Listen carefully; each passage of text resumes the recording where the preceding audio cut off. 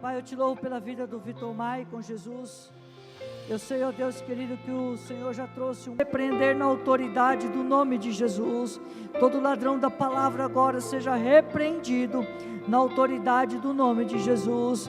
E que essa palavra que vai ser ministrada agora possa alcançar os nossos corações, em nome de Jesus. Amém, amém.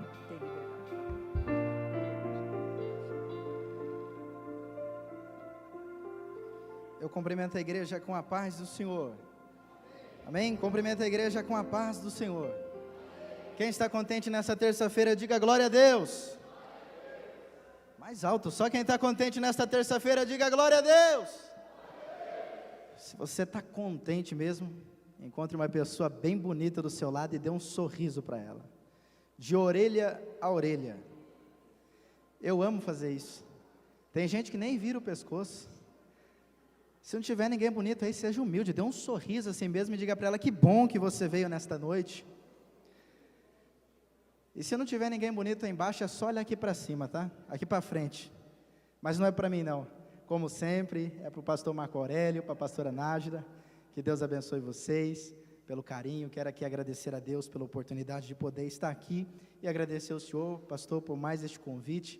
Sempre é uma honra poder estar aqui. O senhor é um paizão meu aqui em Botucatu. Eu já disse isso aqui na terça passada, volto a repetir. O senhor é uma pessoa que me ajudou muito há uns 6, 7 meses atrás, fez algo por mim que eu nunca vou esquecer, mesmo eu não fazendo parte desse ministério, mesmo eu não estando num hall de membros, mesmo eu não estando aqui neste ministério, o senhor foi lá e fez algo por mim que eu nunca vou esquecer. Aquela carta salvou minha vida, e diante de Deus aqui, pastor, não é porque o senhor está na minha frente, mas se um dia o senhor me abençoar lá em Orlândia, pode ter certeza que o senhor vai ser a primeira pessoa que eu vou honrar e vou abençoar, amém? Há 3, 4 anos atrás, o senhor leu um versículo para mim, enquanto me apresentou aqui a primeira vez, dizendo que os passos de um homem bom são confirmados para o senhor, amém? Que Deus abençoe o senhor e que o senhor fique com a passagem que está lá em Lucas, que está escrito assim: dê honra a quem tem honra, ou honra a quem merece honra. Que Deus abençoe o senhor, obrigado por tudo, amém? Mais uma vez, quem pode aplaudir Jesus pela vida do pastor Marco Aurélio, pela pastora Nájila? Que Deus abençoe a vida do senhor, amém? Pastora, Deus abençoe. Pastor César Kulich, está aposentado, né, pastor? Aposentou da polícia. E a última vez que eu vi o senhor não estava com essa barba de Arão, não. Agora o senhor está bonitão com essa barba. Agora dá para cumprir aquele versículo que diz: do óleo que escorre sobre a barba de Arão. O senhor está chique, está bonito. Que Deus abençoe o senhor. Que Deus abençoe todos os pastores aí, a retaguarda, homens de Deus. Que Deus abençoe a cada um de vocês também presentes nesta noite. Que Deus abençoe a mãe do senhor, pastor. Eu sempre esqueço o nome, Diná. Mas também a senhora me perdoa, não me culpa, porque o nome da senhora é difícil de decorar. É perigoso falar o nome da senhora e já engatar uma língua estranha logo em seguida. Mas eu vou, prometo que da próxima vez não vou esquecer, amém? Que Deus abençoe também os meus amigos aqui, evangelista Breno, grande pregador da palavra aqui na cidade de Botucatu, que o senhor tem levantado. Que Deus te abençoe. Está juntamente com o seu cunhado, o João Vitor, cantor também. Que Deus abençoe. Deus abençoe o Jean, como é o nome dela, o Jean? Da Tainá, a Júlia, a Letícia que também está ali do lado. Que Deus abençoe todos vocês nesta noite, amém? Deus abençoe o grupo de louvor. Eu só ia pedir para a banda, o Júnior disse que é para se entregar sem reserva hoje nessa noite, né, Júnior? Então depois da gente ler a palavra, você me ajuda lá na bateria? Os meninos também do baixo, do violão, se quiser grudar, ajuda o Marcinho, amém, Marcinho? Aí você faz aquele fundo top, pode pesar o dedo no piano, que eu não sou que nem a pastora ela é belemita, né? Ela prega sem fundo. Terça passada ela pregou sem fundo aqui, eu estava roendo a unha, eu falei para o pastor Marco, como é que ela consegue pregar sem fundo, pastor? E ela não se perde, pastor, ela vai andando, vai aplicando, vai introduzindo, e eu não consigo, eu fui criado no meio de crente doido, no meio de barulho. Então, se vocês não me ajudarem hoje nessa noite, o negócio não vai, vocês têm que me ajudar. Pode pesar o dedo nesse teclado, toca suavemente, Marcinho, aí quando eu subir, começar a falar mais alto, vocês podem subir comigo, sem dó, com força, amém? Que Deus abençoe. Vamos para a palavra. Quem trouxe Bíblia, abra a tua Bíblia comigo, na segunda carta do apóstolo Paulo à igreja de Corinto, no seu capítulo de número 12 e versículo de número 7, segunda carta do apóstolo Paulo à igreja de Corinto, no seu capítulo de número 12 e versículo de número 7. Que Deus abençoe o sonoplasta também, que vai me ajudar hoje nessa noite. Ó, o som está perfeito. Se você puder dar só mais um pouquinho de ganho de voz aqui para mim, porque eu estou com a garganta ruim. Isso, aí você vai me ajudar. E depois aquele beijo, depois do culto é garantido, amém?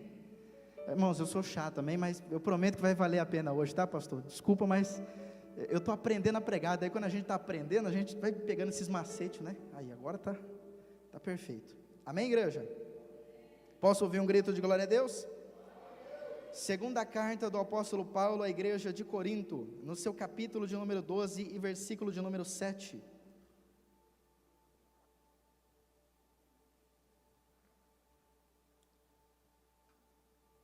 Quem achou, diga amém. Se não achou, ele colocou para a gente aqui no telão, amém? Que vai dizer assim, 2 Coríntios capítulo 12, versículo, não é Coríntias, tá? É Corinto, tá? Amém? Que vai dizer assim: e para que não me exaltasse pelas excelências das revelações, foi-me dado um espinho na carne, a saber, um mensageiro de Satanás, para me esbofetear, a fim de não me exaltar, acerca do qual 3 vezes orei ao Senhor, para que se desviasse de mim. E o Senhor me disse, versículo 9: a minha graça te basta, porque o meu poder se aperfeiçoa na fraqueza. De boa vontade, pois, me gloriarei nas minhas fraquezas, para que em mim habite o poder de Cristo. Pelo que sinto prazer nas fraquezas, nas injúrias, nas necessidades, nas perseguições, nas angústias, por amor de Cristo. Porque quando estou fraco, então sou forte. Vamos ler mais uma vez, versículo 10, capítulo 12, todo mundo junto? 1, 2, 3. Pelo que sinto prazer. Vamos ler aqui, ó, do telão, tá bem? Aqui está um pouquinho diferente. Capítulo 12 e versículo de número 10, está certinho. Vamos lá? 1, 2, 3. Por isso, por amor de Cristo, regozijo-me nas fraquezas, nas necessidades, nas perseguições, nas angústias, pois quando sou fraco é que sou forte. Na verdade, tem um detalhezinho na tradução aqui. Na minha está aqui, ó, quando estou fraco, vírgula, então sou forte. Ali, ó, quando sou fraco, eu sou forte, tá?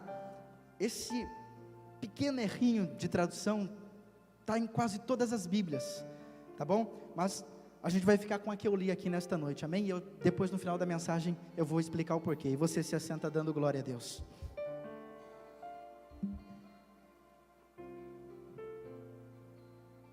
Queridos irmãos e igreja do Senhor, o texto ao qual nós acabamos de ler nesta noite, ele é bastante conhecido. Ele é uma carta do apóstolo Paulo à igreja de Corinto, uma igreja amada por Paulo, a qual ele dedicou cerca de 18 meses do seu ministério. Pense em uma igreja que Paulo amava, sempre visitava e sempre queria saber notícias desta igreja, era a igreja de Corinto. E o texto ao qual nós lemos, no capítulo 12 da segunda carta, Paulo aqui está desabafando, contando a sua história, tudo que ele passou e tudo que ele estava enfrentando, e as lições. Está aqui também o nosso pastor Val Mariotto, que Deus te abençoe. Agora ficou mais difícil pregar aqui, hein, pastor? O senhor dá glória a Deus aí, amém? Que Deus abençoe a vida do senhor.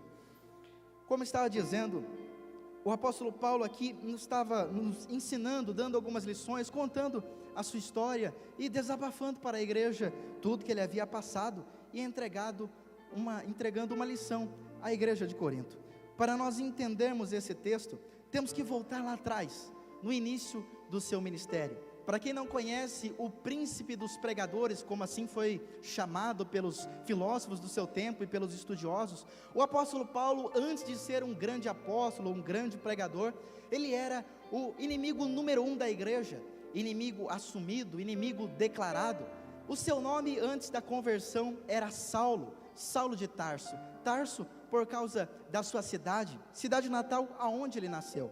É bem verdade que Saulo nasce nesta cidade chamada Tarso, e ele teve sorte desta cidade ser uma cidade de província, com Roma, que naquela época era um império que tomava conta de Jerusalém e dos governos daquela época. E por causa desta cidade ser na província de Roma, e Saulo ter nascido ali, ele vai ter a sorte de, conforme o tempo, adotar para si dupla cidadania, sendo Saulo de Tarso judeu, de sangue puro, e agora adotando cidadania romana, pois a sua mãe não desperdiça isso, mas aproveitando que a cidade ficava na província de Roma, ela vai colocar Paulo para crescer na arte dos essênios, aprendendo tudo sobre a cultura romana e a cultura da sua época. Como eu disse, Paulo, ele era judeu, mas então ele aprende a cultura romana. E Saulo de Tarso, o jovem, pequeno Saulo de Tarso, sempre foi um jovem diferenciado, um jovem que desde pequeno sempre se destacou pelo seu amor pelas escrituras, pastor Kulich. Desde pequeno, Saulo de Tarso tinha uma desenvoltura diferenciada na Torá do Antigo Testamento, porque todo judeu daquela época, por lei, tinha que aprender as leis de Moisés, que eram os 5 Pentateucos, os 5 primeiros livros da Bíblia, o livro de Gênesis, Êxodo,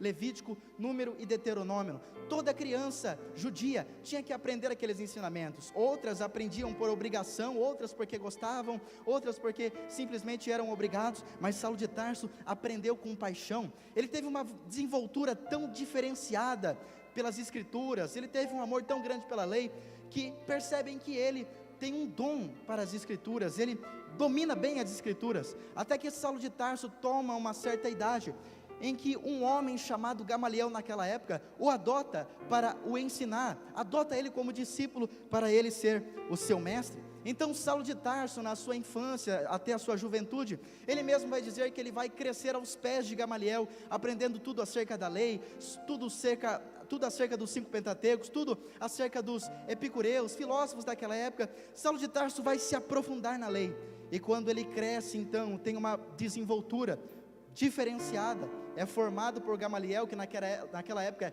era o maior doutor, tinha cerca de 25 discípulos. Gamaliel era o maior mestre daquela época, da história daquela época. Saulo de Tarso então é formado por ele, e quando ele toma uma certa idade, Saulo de Tarso já estava sendo reconhecido pelos fariseus da sua época, e Saulo de Tarso então se torna um fariseu. Falar a palavra fariseu nos dias de hoje tem um sentido meio que estranho, porque se nós lemos a Bíblia, nós vamos ver Jesus batendo nos fariseus, chamando os fariseus de hipócritas, chamando os fariseus de falsos, homens que pregavam e não viviam o que pregavam. Mas naquela época, para ser fariseu não era qualquer um. Para a pessoa ser fariseu naquela época, ela tinha que adotar características espirituais de alguma tribo. E se não me falha a memória, Saulo pertencia a uma tribo. Se não me falha a memória, ele pertencia à tribo de Levi ou de Benjamim. Ele era descendente direto. Então ele se torna fariseu. E quando Saulo de Tarso se torna fariseu, já se torna respeitado entre os filósofos, os epicureus da sua época, Saulo de Tarso então vai entrar para o Sinédrio, que era o conselho de Israel mais importante daquela época. O Sinédrio, ele era formado por aproximadamente 71 fariseus, epicureus daquela época, saduceus, a qual eles se reuniam para julgar as questões de Israel, tomar decisões religiosas, decisões acerca do templo, da igreja. O Supremo Tribunal Federal era, naquela época, esse concílio de 71 fariseus era semelhante ao Supremo Tribunal da época, como nós temos hoje. Tinha ali os juízes, tinha ali os que julgavam, e o ministro Alexandre de Moraes da época era o sumo sacerdote Caifás, sendo o líder do Sinédrio. E aquele concílio, eles julgavam as leis. Então Saulo de Tarso, já jovem, ele entra para esse concílio, ele se torna membro do Sinédrio. Ele se torna um homem bastante respeitado, um homem relevante, um homem que por onde passava ele era cumprimentado, ele era reverenciado, era um homem que já tinha respeito na sociedade, antes mesmo de ele virar cristão. E o ministério de Saulo de Tarso começa em Atos dos Apóstolos, no capítulo 12, aonde Saulo, imagino eu, estava andando na cidade naquela época, aonde ele vê uma grande multidão, um número de pessoas amontoado, alvoroçado, até que Saulo de Tarso, ele se aproxima para ver, e quando Saulo de Tarso se aproxima, ele vê ali um pequeno jovem, chamado Estevão, diácono da igreja naquela época.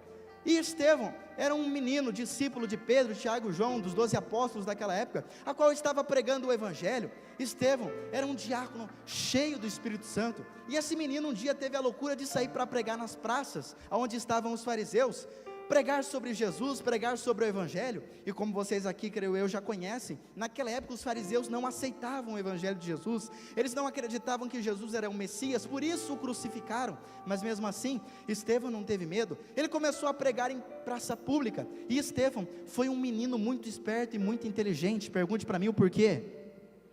Só falo se todo mundo perguntar. Estevão, quando começa a pregar a palavra, ele sabia que os judeus amavam o Antigo Testamento, amavam as histórias de Moisés, do Egito.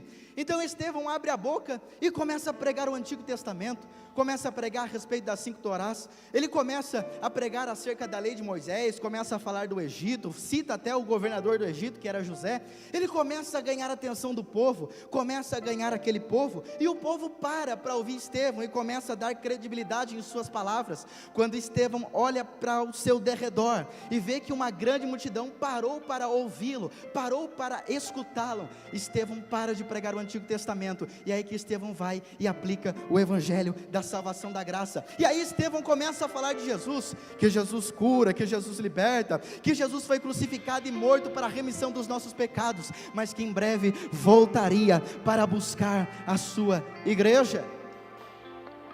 Quando Estevão começa a pregar, algumas pessoas ainda assim continuavam ouvindo e escutando ele, mas teve algumas pessoas que não aceitaram aquela mensagem. A mensagem desceu mal no estômago para alguns, até que então agora eles querem prejudicar Estevão, querem fazer algum mal a ele, até que eles começam a levantar falsas testemunhas. O texto diz que eles contratam alguns libertinos, alguns alexandrinos daquela época, que eram homens que eram pagos, e quando eles eram pagos, eles faziam qualquer coisa por dinheiro, e eles começavam a imputar crimes a Estevão, dizendo que Estevão estava pregando heresias, que Estevão estava blasfemando contra Deus, contra a lei de Moisés, e começam a gritar contra Estevão, começam a tentar intimidá-lo. Mas a Bíblia diz que quanto mais tentavam intimidar Estevão, quanto mais tentavam calar Estevão, por algum motivo Estevão era possuído por uma glória, e mais Estevão continuava pregando o Evangelho. Até que então, não contentes, eles pegam pedras e começam a apedrejar Estevão. Mas o texto diz que quanto mais apedrejavam Estevão, mais Estevão era possuído por uma glória, mais Estevão era cheio do Espírito Santo, e mais Estevão continua pregando o Evangelho, até que as pedradas começaram a doer, o sangue começou a escorrer, mas Estevão não está nem aí, ele tem um foco. Quanto mais o apedrejavam, mais Estevão era cheio do Espírito Santo, e mais Estevão pregava com autoridade. E aqui eu tenho uma lição deste texto. Estevão entrega uma lição importante para nós. Deixa eu te falar uma coisa nesta noite: se você tem um ministério, seja ele de pregação, seja ele de louvor, não dê ouvido quando as pessoas começarem a falar de você.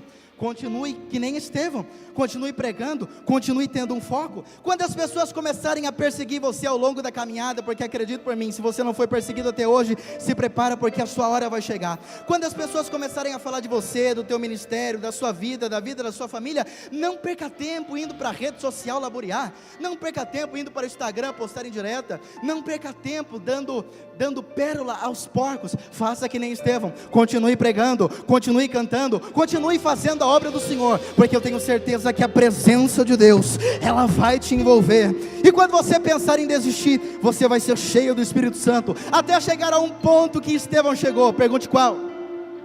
Estevão chegou a um ponto de tantas pedradas, de tantos xingamentos, que Estevão vai dizer: eis que olho para os céus, e eis que vejo os céus abertos, e vejo o Filho do Homem sentado à destra do Pai. Continue pregando, continue cantando, e seja tomado pela glória do Espírito Santo. Tem alguém que acredita nisso? Então dê um grito de glória a Deus, por favor. Estevão é apedrejado, e Estevão morre pregando o Evangelho. Quando Estevão cai adormecido no chão, aquelas pessoas pegam as vestes de Estevão, arrancam dele, rasgam as suas vestes, deixam Estevão nu, e eles jogam as suas vestes no pé de um jovem chamado Saulo de Tarso. E é aí que começa o seu ministério. Eu costumo dizer que é aí que começa o seu ministério, porque, pastor, é como se tivesse havido aqui uma transferência. Tu lembra quando Eliseu chegou até Elias, e Elias disse para ele: Eliseu, peça para mim o que queres antes que o Senhor me tome. E Eliseu vai dizer para Elias: Elias, eu quero porção dobrada do teu espírito sobre mim. Então Elias diz para ele: quando você vê o Senhor me levar, você pega a minha capa, você toca na minha capa. Como conhecemos a história, Elias é levado até o céu, e a sua capa cai. Quando a sua capa cai, Eliseu vai lá, pega a capa e recebe porção dobrada. Eu não estou querendo dizer que o que aconteceu aqui foi isso, mas há uma semelhança, porque quando a capa de Estevão, ou as vestes de Estevão caem, em outras traduções, aos pés de Saulo de Tarso, é aí que começa o seu ministério, é aí que começa a sua história. É como se o que estivesse na vida de Estevão fosse passado para Saulo de Tarso.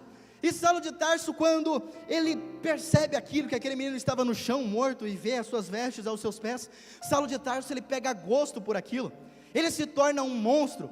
Nos seus olhos, as escamas dos seus olhos caem, e Saulo de Tarso volta a enxergar. A partir de hoje o seu nome não será mais perseguidor, a partir de hoje o seu nome não será mais perseguidor implacável, monstro. A partir de hoje o seu nome será Paulo, e tu serás um apóstolo do Senhor Jesus Cristo.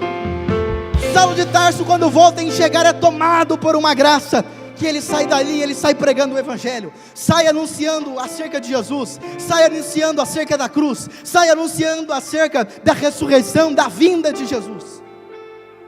Mas aí tem um problema, pergunte qual? O povo daquela cidade fica irritado, ou melhor dizendo, fica furioso contra Saulo. E alguns chegam a dizer: como é que pode esse monstro há 3 dias atrás perseguindo a igreja, agora está aí pregando a igreja desse jeito? Deixa ele vir aqui que a gente vai matar ele aqui na praça. Ameaçam matar Paulo, e Paulo tem que sair de Damasco, ele é impedido de pregar, até que Barnabé, o seu costa quente, chega perto dele, com íntima compaixão, o conhece, e coloca Saulo de Tarso dentro de um cesto, para ele escapar de Damasco, e ele sai de Damasco dentro de um cesto, para não ser morto. Barnabé então pega um carinho por Paulo. Barnabé era uma espécie de presbítero daquela época da igreja, discípulo também dos apóstolos. Barnabé sente no coração de levar Saulo de Tarso até Jerusalém, para apresentar para o pastor presidente da época, que era o apóstolo Pedro.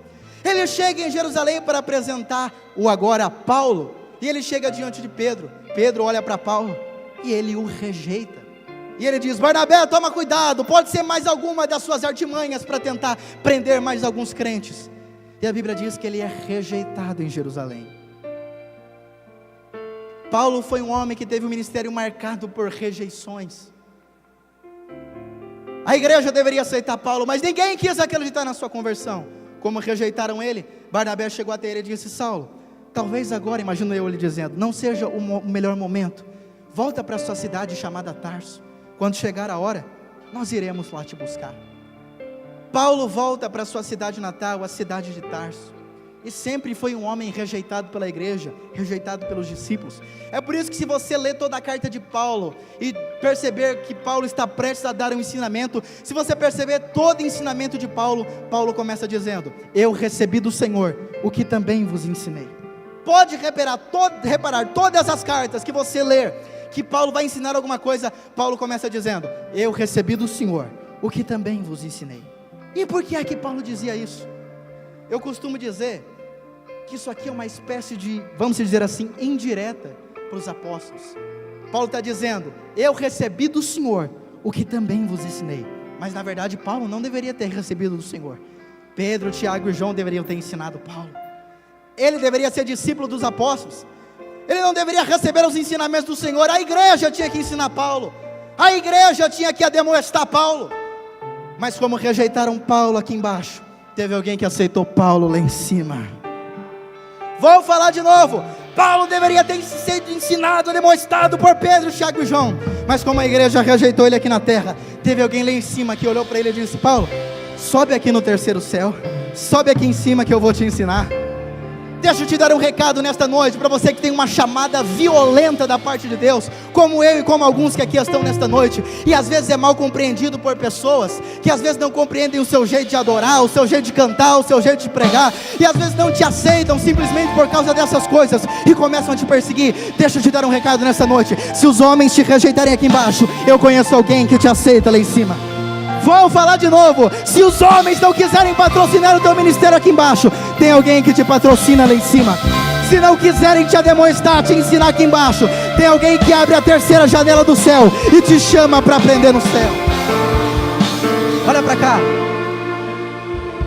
Não quiseram ensinar Paulo. o Senhor olhou para ele e disse: Paulo, sobe aqui em cima. Era como se Paulo fosse levado até o terceiro céu, ele narrando dele mesmo em terceira pessoa. Era como se o Senhor tivesse colocado uma lousa e ensinado para Paulo todas as coisas, porque Paulo não recebeu de Pedro, Paulo recebeu de Cristo. Paulo não recebeu de João, Paulo recebeu de Cristo. Paulo não aprendeu a pregar com os apóstolos, ele aprendeu a pregar com Cristo.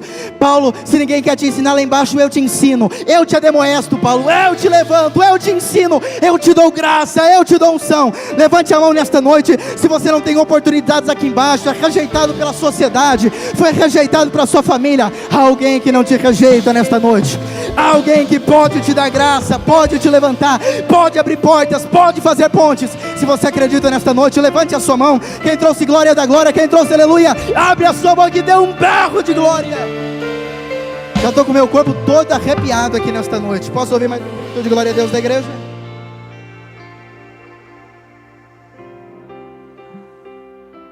Dá só mais um pouquinho de retorno aqui para mim, amém? Paulo então vai para a sua cidade natal, cidade de Tarso. E Saulo de Tarso então fica esperando a igreja vir chamá-lo. Eu imagino que Saulo estava na esperança, não, logo eles vão vir me buscar. Pode passar uma semana, 2 semanas, logo a poeira vai baixar e alguém vai vir me buscar. Passa-se um mês e nada de alguém vir atrás de Paulo. Passa-se 3 meses. Imagino que Paulo, imagino Paulo dizendo: devo ter causado um grande alvoroço, né, pastor? Talvez semana que vem eles venham. Passa-se 7 meses e nada da igreja vem buscar Paulo. Passa-se 10 meses, pastor Val, e nada da igreja vem buscar Paulo. Imagino que Paulo agora está top. Imagino que Paulo falou: nossa, será que esqueceram de mim? Devo ter causado uma grande confusão. Passa-se 1 ano e nada da igreja vem buscar Paulo. Passa-se 2 anos e nada da igreja vem atrás do apóstolo Paulo, que já foi batizado para o ministério. Passa-se 7 anos e nada da igreja vem atrás de Paulo. Nesse tempo Paulo teve que aprender uma profissão. Paulo aprendeu tecelagem, aprendeu a tricotar tenda, porque ele tinha que sobreviver, tinha que tirar o sustento. E agora Paulo vai virar um vendedor e tricotador de tenda, fabricante de tenda. Passa-se 10 anos e nada da igreja vinha atrás de Paulo. Passa-se 12 anos e nada da igreja vinha atrás de Paulo. Passa-se aproximadamente 14 anos. 14 anos no óleo. Até que Pedro chama Barnabé e diz: Barnabé, precisamos de alguém na igreja em Antioquia. Quem você tem para mim separar junto com você? E Barnabé fala: eu acho que tem aquele lá, o rejeitado, que está lá esperando em Tarso. Quem? O Saulo? Não, o Paulo. Então faz o seguinte: separa para a obra não somente você, Barnabé, mas também Paulo de Tarso. E aí Barnabé monta no seu dromedário, como os historiadores dizem, e vai rumo à cidade de Tarso. Não era à toa que Paulo se tornou uma pessoa de difícil relacionamento. Imagina aí você ficar 14 anos aproximadamente aguardando uma promessa, 14 anos no óleo, 14 anos esperando alguém vir te buscar. Paulo era uma pessoa de difícil relacionamento. Ele era alguém que não cumprimentava ninguém. Ele era uma pessoa de cara fechada, de rosto fechado. Ele era o tipo de homem que não cumprimentava com bom dia, nem com boa tarde, nem com boa noite, nem com shalom, nem com a paz do Senhor. Ele era um homem de cara fechada, um homem de temperamento difícil, de gênero forte. 1,5 metro, calvo, manquinho de uma perna. Um homem de difícil relacionamento. 14 anos no óleo. Até que os historiadores dizem que Barnabé chega lá em Tarso, no seu dromedário, no seu camelinho. E os historiadores dizem que Barnabé encontra Paulo tricotando tenda, focado nas suas tendas. E os historiadores narram até a cena. E eles dizem que Barnabé chega até Saulo de Tarso, agora Paulo. E Barnabé fala: Paulo, o seu coração ainda queima pela obra? Irmão Paulo, eu vim de Jerusalém, o seu coração ainda queima pelo ministério, pelo excelente episcopado? Paulo, ainda o Senhor quer ser ademoestado pela igreja? E os historiadores dizem que Paulo fica revoltado. Para de tricotar a tenda, pega a tenda, desarma a tenda, começa a amarrar tudo numa troncha e vai colocando em cima de um dromedário. E o historiador diz que Barnabé vai atrás dele, tentando falar com ele, e Paulo lá retido, não dava ouvidos. E Barnabé tentando convencer ele, imagino eu: irmão Paulo, o senhor não tem mais vontade de servir? Irmão Paulo, não tem mais nenhuma chama, nenhum desejo nesse coração? Até que o historiador diz que depois de Paulo quebrar tudo as tendas, amarrar tudo, colocar em cima de um dromedário. Paulo sobe em cima do seu camelo, olha para Barnabé e fala: o que você está esperando, Barnabé? Vamos embora. Barnabé, eu já estou atrasado há 14 anos, Barnabé. Faz 14 anos que o óleo está queimando dentro de mim. Eu fui ungido já faz 14 anos, vamos embora. Levante a sua mão direita para o céu. Agarra o ombro da criatura que está ao seu lado, com carinho, com respeito. Agarra o ombro dela aí. Isso, agarra o ombro dela. Agora chacoalha ela. Isso, chacoalha ela, para deixar a pessoa irritada. Chacoalha, chacoalha, chacoalha. Isso, aí tem gente que nem coloca a mão. Isso, chacoalha, chacoalha ela aí até ela ficar irritada. E diga para ela: Deus te trouxe aqui nesta noite para isso. Deus te trouxe aqui nesta noite para sacudir a sua chamada. Deus te trouxe aqui nesta noite para sacudir a sua vida. Deus te trouxe aqui nesta noite para sacudir o teu ministério. E para lhe dizer: não sei quanto tempo faz que você está esperando, mas fica tranquilo que logo logo o Barnabé vai chegar para te buscar. Vamos falar de novo, fica tranquilo, logo logo o Barnabé está chegando aí para te buscar. Aguenta mais um pouco, porque a sua hora vai chegar. Eu posso ouvir mais um grito de glória a Deus? Alabarachura, isso, adoro o Senhor. Bate palma para Jesus nesta noite.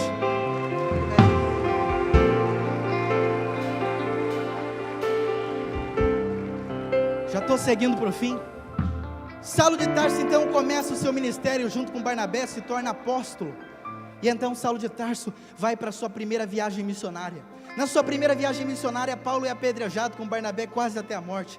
Ele volta, depois leva outra pessoa com ele, tem uma confusão, não dá certo, ele junta com Silas. Na sua segunda viagem missionária, Paulo vai parar com Silas na prisão. Ele é chicoteado em praça pública, mesmo tendo cidadania romana. Saulo de Tarso então volta, sobrevive, o Senhor abre as prisões dos cárceres. Saulo de Tarso volta, na sua terceira viagem missionária, ele sofre naufrágio por cerca de 3 vezes. Na sua quarta viagem missionária, ele vai parar numa ilha chamada Malta, é picado pela víbora. Paulo vive entre falsos irmãos. Paulo vai ter um grande ministério de sofrimento e de dor, mas também marcado pelo sofrimento de Cristo, um ministério marcado por lágrimas, mas também por grandes prodígios, por grandes ações, grandeza de ações. E aí ele vai plantar uma igreja em Corinto, a igreja de Corinto, a igreja a qual ele amava, como eu disse, a do qual ele dedicou cerca de aproximadamente 18 meses do seu ministério. Pense uma igreja rica, uma igreja cheia, era a igreja de Corinto, uma igreja que tinha os 9 dons do Espírito, todo mundo tinha dom de profecia, de línguas, variedade de línguas, interpretação de línguas, era uma igreja que tinha quase todos os dons do Espírito, uma igreja poderosa, avivada. Vamos imaginar que estamos na igreja de Corinto nesta noite? Dá uma olhadinha para o irmão que está do teu lado, esse aí tem o dom de variedade de línguas. Agora dá uma olhadinha no irmão que está do outro lado, esse aí tem o dom de interpretação de línguas. Agora dá uma olhadinha para trás, esse aí tem o dom de profecia. Agora cutuca esse aí da frente, esse aí tem o dom de discernir espíritos. Esta era a igreja de Corinto, uma igreja cheia, uma igreja fervorosa, de presença, de dons. Era a igreja de Corinto. Só que esta igreja tinha um problema, pergunte qual? Esta igreja era dividida em três partes, 3 grupos de pessoas. O primeiro grupo dizia ser de Paulo, porque gostava muito de Paulo. Paulo era um pastorzão, um pastor muito amoroso, assim como o pastor Marco Aurélio. Um outro grupo já dizia ser de Apolo, que também era um pastor de Corinto, uma espécie de pregador itinerante, um pregador mais eloquente. E tinha o terceiro grupo de pessoas que eram pessoas tão santas, tão autossuficientes, que elas não aceitavam nem ser pastoreadas nem por Paulo nem por Apolo. Elas diziam ser de Cristo, que Cristo era o seu pastor. E aí Paulo vai dar um dos maiores ensinamentos que arrebenta as portas do inferno e levanta a igreja brasileira e as igrejas do mundo. Pergunte qual? Paulo vai dar o seguinte ensinamento. Ele vai dizer assim: eu, Paulo, posso plantar, Apolo, o pregador itinerante, pode vir e regar, mas só o Cristo é quem dá o crescimento da igreja. Vou falar de novo: eu, Paulo, posso plantar, Apolo pode vir e regar, mas só Cristo é que dá o crescimento da igreja. A igreja nunca precisou de liturgias esquisitas para ter crescimento. A igreja não precisa de mudar as coisas dentro da igreja, a sua liturgia, a palavra, não precisa mudar os costumes para ter a presença de Deus, ou para crescer, explodir em crescimento, porque um sempre vem e planta, outro rega, e o Senhor é quem dá o crescimento à igreja. Mas quando Paulo fala que ele não está se referindo somente a ele ou a Apolo, que eram pastores, ele está generalizando, ele está se referindo a todo mundo. É como se ele estivesse dizendo para a igreja: ó, se vocês plantarem, o outro vem e rega, aí o Senhor vai lá e dá o crescimento, aí o outro vem e planta de novo, aí o outro vai lá e rega, e o Senhor dá o crescimento. E como é esse crescimento? Pergunte para mim, como? É que nem num culto como esse, eu estou aqui plantando, aí você dá um grito de glória a Deus, você está regando, e aí o Senhor vai fazendo o culto crescer, e a presença dele vai envolvendo. Aí a irmã vai ali, planta um glória a Deus, a outra irmã vai ali e rega com uma língua estranha, e aí o Espírito vai fazendo o culto crescer. E aí eu faço uma aplicação, a outra irmã vai lá, planta um glória a Deus, a outra planta um aleluia, e o outro sai pulando, falando em mistério, e vai regando, e o Senhor vai dando o crescimento no culto. Começa a aplicar isso nessa noite, enquanto eu estou pregando, estou plantando, você vem regando, e aí o culto vai crescendo, e a igreja vai crescendo em glória, e a igreja vai avivando você, vai tomando você. Vocês não estavam clamando por um avivamento domingo? Então chame o avivamento. O avivamento não vai vir se você ficar aí com essa boca travada e essa boca fechada. O avivamento não vai vir se você ficar aí que nem um bombeiro, que nem um crente geladão.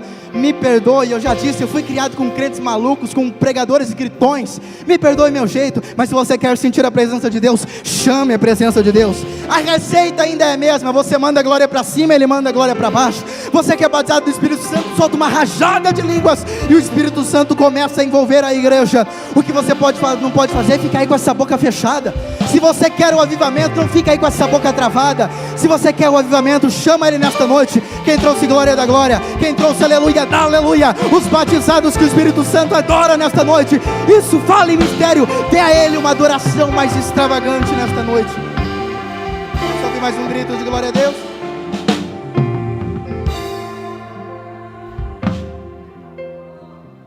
Paulo tem uma longa carreira.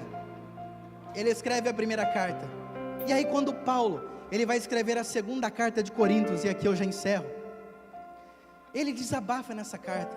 O Paulo da primeira carta, pastor Val, o senhor me corrija se eu estiver errado, é um Paulo totalmente santarrão, um Paulo crente, um homem que não tolerava nada, um homem que não tolerava uma vírgula.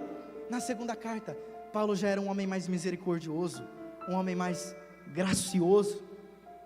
Sofreu muito Paulo, passou por muitos altos e baixos na vida, até que Paulo na segunda carta a Coríntios, ele vai desabafar, ele vai contar o seu ministério inteiro no capítulo 12, dizendo tudo que ele passou, tudo que ele enfrentou. E aí ele chega no capítulo 12, e no versículo 7 da segunda carta, a qual nós lemos, e ele desabafa de algo que o incomodava. Paulo vai reclamar de um espinho. Quando ele está escrevendo a carta a Coríntios, ele vai dizer: para que eu não me exaltasse por causa das revelações do meu ministério, por tudo que aconteceu comigo, foi-me dado um espinho na carne, a saber, um mensageiro de Satanás, que vinha e me dava tapa na cara, que vinha e me esbofeteava, do qual eu orei 3 vezes ao Senhor, pedindo para que se desviasse de mim. Mas a resposta do Senhor para mim foi: Paulo, a minha graça te basta, porque o meu poder se aperfeiçoa na fraqueza. Olha para cá. Há 2 tipos de graça. Primeira graça, favor imerecido, é a graça que Paulo fala em Efésios, se eu não me engano, que é a graça que salva. Lembra que Paulo vai dizer: pela graça sois salvos, não é por obras, para que ninguém se vanglorie, mas é pela graça, porque nós somos amados. Esta é a graça número 1, a graça que é o favor imerecido, que eu não mereço, mas o Senhor me ama e me dá salvação. Todos serão salvos pela graça, não serão salvos pela roupa, não serão salvos pela maquiagem, nem pelo cabelo. Isso são costumes. O que vai salvar você é a graça de Deus. Vitor, significa que eu posso andar do jeito que eu quiser? Não, não é isso também, calma aí. Não pode usar hipergraça, né? Uma vez salvo, salvo para sempre. Não é isso. O que eu estou dizendo é que o céu é ganho pela graça de Deus. Mas lendo esse texto e tentando interpretar aqui o que Paulo quis dizer, Paulo está falando aqui que o Senhor deu a ele uma segunda graça, ou pelo menos uma segunda definição de graça. Você sabia disso? Primeira definição, favor imerecido. E aqui está a segunda definição de graça, qual eu aprendi: auxílio divino. Vou falar de novo para você guardar. Segunda definição de graça: auxílio divino. Paulo enfrentou muitas coisas, e a graça de Deus sustentou Paulo, foi o auxílio divino. Mas quando Paulo chega no final do seu ministério, ele vai orar para o Senhor, dizendo: Senhor, diminui esta dor, Senhor, arranca este espinho de mim. E o Senhor vai olhar para ele e não vai entender bem. O Senhor vai falar para ele, imagina eu, Paulo, como assim arranca o espinho? Paulo, na sua primeira viagem missionária você foi apedrejado quase até a morte, mas não morreu, porque eu te dei graça, minha graça te sustentou. Paulo, na sua segunda viagem missionária você foi para lá com Silas na prisão, mas não morreu, não ficou preso, porque a minha graça te libertou. Paulo, por 3 vezes você sofreu naufrágio, mas não morreu afogado, porque a minha graça te sustentou. Paulo, você foi picado por uma víbora, mas o veneno não lhe fez dano, porque a minha graça te sustentou. Paulo, você viveu entre falsos irmãos, mas não morreu de trairagem, porque a minha graça te sustentou. E agora por causa de um espinho, você quer pedir que eu arranque ele por causa de um espinho, que eu mesmo coloquei para você não se exaltar? Paulo, fica sabendo que eu não vou arrancar o espinho, mas a minha graça.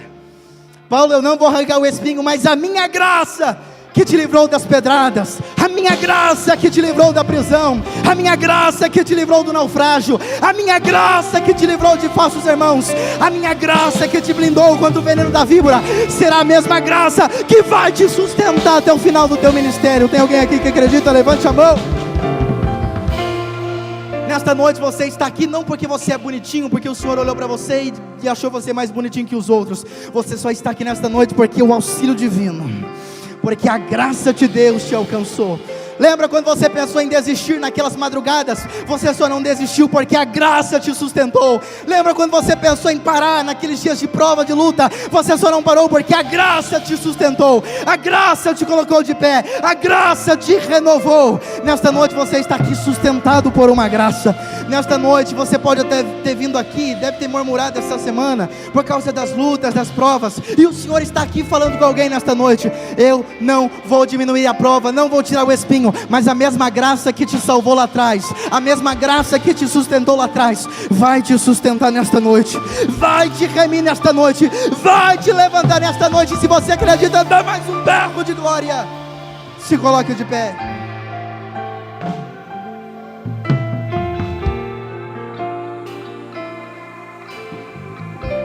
Aí Paulo ele vai dizer assim, e aqui eu termino. Entendi, Senhor. Pastor Valmario, agora eu entendi. É por isso, igreja, imagina Paulo dizendo, escrevendo na carta, que eu sinto prazer nas tribulações.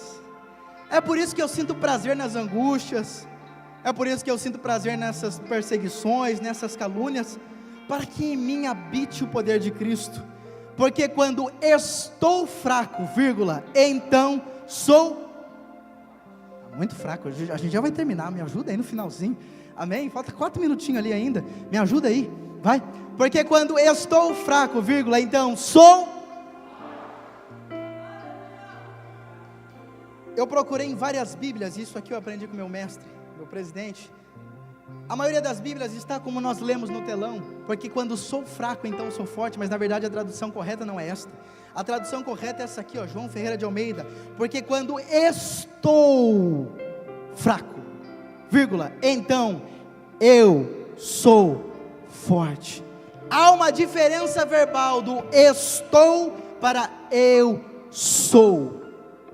O verbo estou é um verbo passageiro, mas o verbo eu sou é um verbo permanente. Fugiram da escola aí? Eu fugi, mas mesmo assim eu aprendi isso aí esses dias. Olha para cá, olha que Paulo vai dizer: porque quando estou fraco, então sou forte. Paulo não está dizendo assim, eu sou fraco, então o Senhor me faz forte. Aí eu sou fraco, eu sou forte. Não é isso, irmão. Deus não tem prazer em crente fraco não, irmão. Você não seja um fracote não, viu? Olha o que Paulo está dizendo, vou falar mais uma vez para você pegar aí, tem gente que não pegou. Porque quando estou fraco, então sou forte. Paulo estava dizendo mais ou menos assim, porque quando estou fraco, é um verbo passageiro, eu posso estar, mas eu não sou.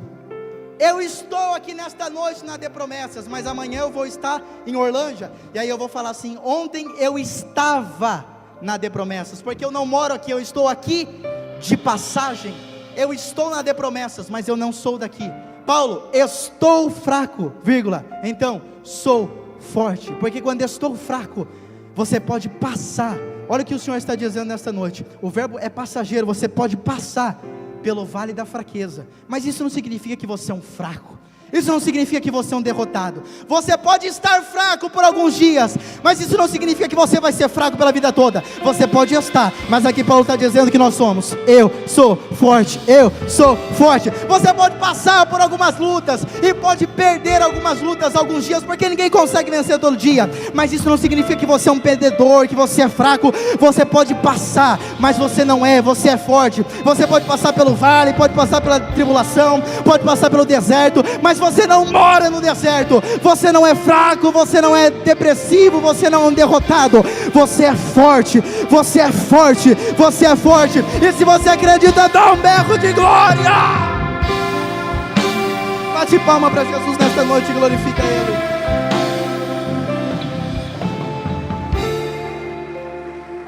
Pontual, hein? Você viu? Bateu ali, pontual. Pastor, posso chamar o povo? Eu quero agora fazer um apelo aqui à frente. Para você que enfrentou lutas assim como Paulo. Olha o ministério de Paulo. O ministério de Paulo foi marcado por grandes cicatrizes. E sabe como foi o final do ministério de Paulo? Morreu decapitado, sem cabeça, sem braço, mandado do imperador Nero naquela época. Mas foi o homem que combateu o bom combate. Foi um homem que marcou a história e foi considerado o maior pregador da história abaixo de Jesus. Agora olha para cá, você que está aqui nesta noite. Quantas lutas você já não enfrentou até aqui? Tem pessoas que são mais velhas que eu de ministério aqui na igreja nesta noite. Vai ter gente que até entortou o berço quando eu falei mais velho de ministério nesta noite. E talvez você foi marcado por cicatrizes, passou por lutas que te deixaram cicatrizes, desgastaram você. Vou chamar você aqui à frente nesta noite para vir ao pé deste altar. Porque nesta noite, se você acreditar, a mesma graça que alcançou Paulo, renovou ele e sustentou ele até o final do ministério, vai sustentar você até o final da sua caminhada. Amém? Você que precisa de um renovo do alto do céu, precisa renovar esta graça, corre até aqui à frente. Os que também não são batizados com o Espírito Santo, já aproveita esse ensejo, esta oportunidade e corre aqui na frente. Eu sempre faço esse apelo para o Senhor renovar. Este apelo não é para desviados. Esse apelo aqui é para pessoas que batalham e às vezes precisam de um renovo, uma graça do alto do céu. Amém? Corre aqui na frente. Todo mundo aqui é super crente, todo mundo aqui é renovado. Vem aqui na frente que eu quero orar por você nesta noite, não tenha vergonha. Corre para cá. Hoje é uma terça-feira profética. Amém? Vocês conhecem aquele hino Jeová Jireh? Canta ele, depois, se der tempo, engata o estabeleça o seu trono. Vai, Marcinho, dá lugar. Júnior, dá lugar nessa bateria, Júnior. Amém? Isso, vem aqui à frente, vamos estar orando, vamos estar clamando. Se você tiver intimidade com a pessoa do seu lado, com carinho, com respeito, agarre na mão dela aí e fala para ela, vamos junto, que nós vamos receber esta graça nesta noite. Nós seremos possuídos por esta glória. Ah, Jesus. Já estou com o meu corpo todo arrepiado nesta noite. Isso, venha até aqui à frente.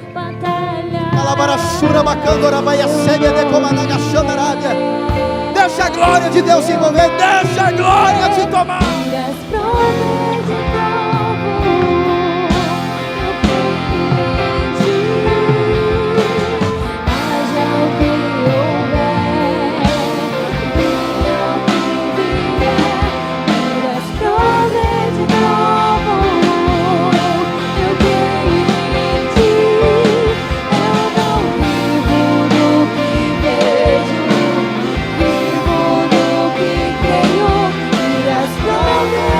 Oh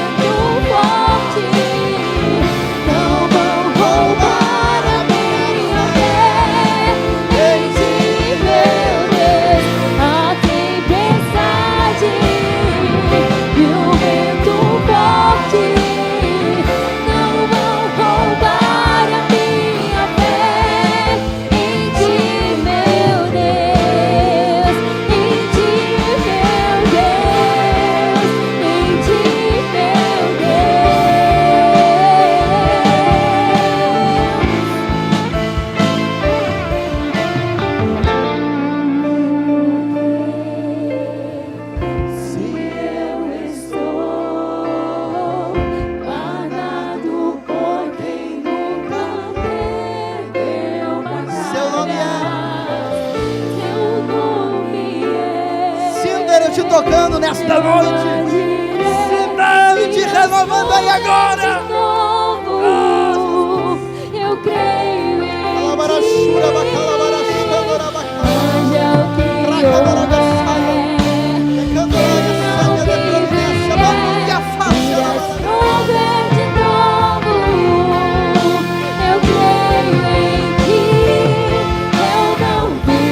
Isso, abraça quem está do teu lado. Pelo menos 2 ou 3 pessoas, abraça ela.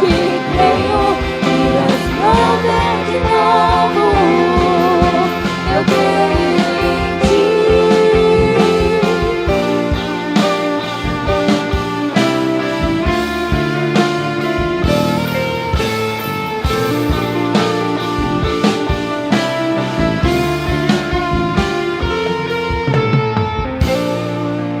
Querido Jesus, querido Deus e eterno Pai, Senhor, eu apresento a Tua igreja nesta noite, Pai, que veio aqui na frente, disposta, Senhor, a receber o Teu poder, o Teu auxílio divino. Que o Senhor cerca eles com a Tua glória, Pai, com a Tua graça, e que a graça do Senhor, Pai, venha acompanhá-los não somente hoje, Senhor, mas por todas as lutas e todas as tribulações que a Tua igreja passar, Senhor. Renova os crentes nesta noite, Senhor, abraça com a Sua misericórdia, abraça com a Sua graça, Senhor, e sustenta eles, ó Pai, por pelo menos mais uns 50 anos na Tua presença, Senhor. Abençoa a Tua igreja, é o que eu te peço e já te agradeço nesta noite. Para terminar, mão direita levantada, repita comigo: todos os demônios que lutaram contra a minha vida para não chegar aqui nesta noite, que todos os demônios que lutam dia e noite contra a minha família, contra a minha casa, contra a minha igreja, contra o meu ministério, venham para a palma da minha mão agora. Feche a sua mão. Eu vou contar até 3, e quando eu dizer 3, você vai jogar no chão, vai pisar em cima, e vai dar o maior grito de glória que você puder. Vai se cumprir Lucas 10 e 19, eu vos dei autoridade para pisar em serpentes e escorpiões. Amém? Vou contar até 3, no 3 vocês jogam no chão, pisam em cima, e é para dar mesmo o maior grito de glória que vocês puderem, para deixar o diabo encapetado nesta noite. Amém? E aí você vai abraçar pelo menos 2 ou 3 pessoas do seu lado. Mão direita levantada. 1, eu profetizo que depois desta noite você nunca mais será o mesmo. 1,5, quem viver verá para ver o que Deus vai fazer na sua vida até o final deste ano ainda. 2, aleluia, a sua família sentirá orgulho de você de novo. 2,5, esse santo ministério ainda continuará espalhando avivamento para esta linda cidade de Botucatu. 3, jogue no chão, pise em cima e dê um berro de glória.